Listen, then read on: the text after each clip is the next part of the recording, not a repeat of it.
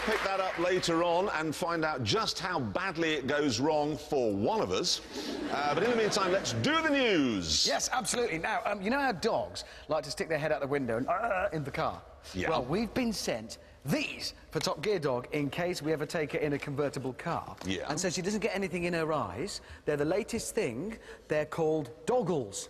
You see, the dog puts them on and there you go. They're not doggles, they're normal goggles with a G crossed out and a D No, written in. no, they're goggles. They're not, because they've got a special bit there, you see. So you can put them on and then she hooks that bit around her collar, then she can take it off, and then whenever she wants to, she can just put them on like that and... How's she going to put them back on again?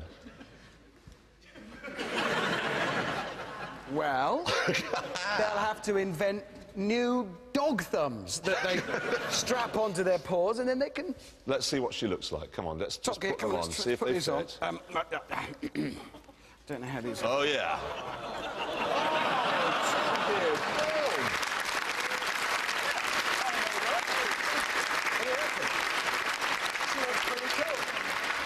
Now, we get loads of letters on this show, very angry ones, from people who say that we don't do enough affordable cars, you know, family cars. One particularly angry caller last week rang the BBC duty log saying we were a disgrace. Well, Mr. Needham, check this out. That is the new Vauxhall Corsa. And moving on now. Good news. Good news, because of the water shortage, because of global warming, that means there's a hosepipe ban. No more washing cars. That's not good news. It's not good news. I don't like having a dirty car, and I actually love washing my car. Anyone who washes their car either has a small mind or an unhappy marriage. I turn it into a family occasion. My eldest daughter's 5. She loves cleaning the car with me. We share it. Oh, what do you live in a yoghurt commercial? No, it's good fun. Your car is revolting. The inside of your car especially is what? Disgusting. It's like a skip. Everything I've ever bought is in my car. Well, it's as simple as that, and it just means that in whatever city I go to, I have an A to Z in there somewhere. I've got road maps for everywhere. And then, okay, whatever disease I happen to catch in the car, there's a pill to cure it. Just in there. The only thing I keep in my car is a little paintbrush for cleaning dust out of the switches. You're scaring me, mate. And I always like to have the air vents lined up, really, so they're completely symmetrical. Now. And if anybody moves them... No, stop it. I get really angry. Does genuinely scare me. He does, yeah, properly. Hey, listen. You know those dot matrix signs that you see on the M25? OK, the overhead gantries with messages saying congestion ahead, and there never is. No, there isn't. Do you know why? Well, because there's never been any correlation between a dot matrix display and the truth. That's true.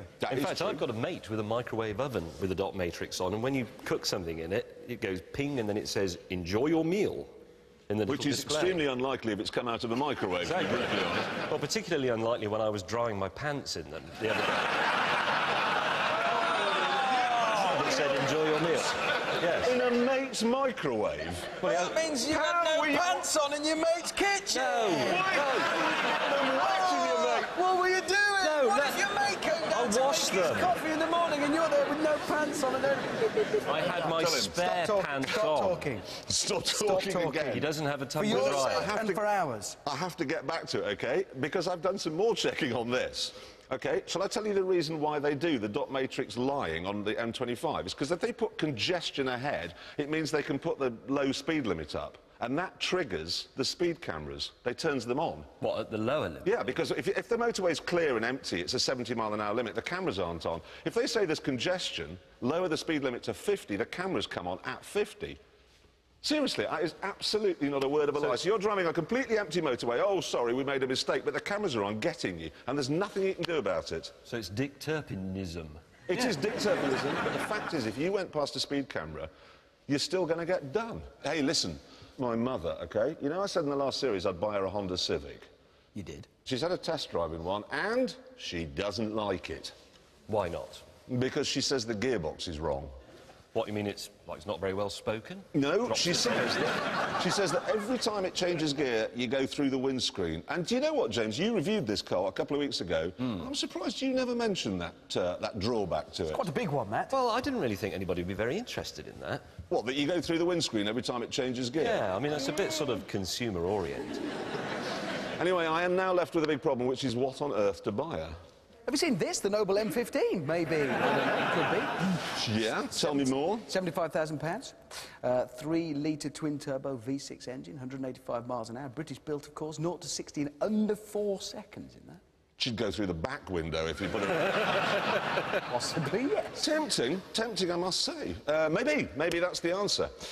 Now, anyway, listen, Lotus has gone mad. Up there in the turnip fields of Norfolk, they have gone insane. I've got a whole raft of them here, which I thought I'd show to you.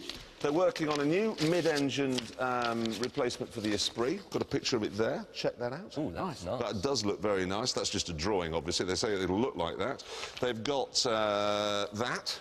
Well, they're working with Volkswagen. It's a tricycle thing. Nice. One wheel at the back. This is a 7-seat crossover vehicle, sort of like a Volvo XC90. They've got the Europa, which is a sort of softer, bigger Elise. They're working on a low-power, cheaper Elise, and there's a new type of Exige, OK? It's called the S, and it sticks absolutely to the old Lotus philosophy. Simplify and add lightness.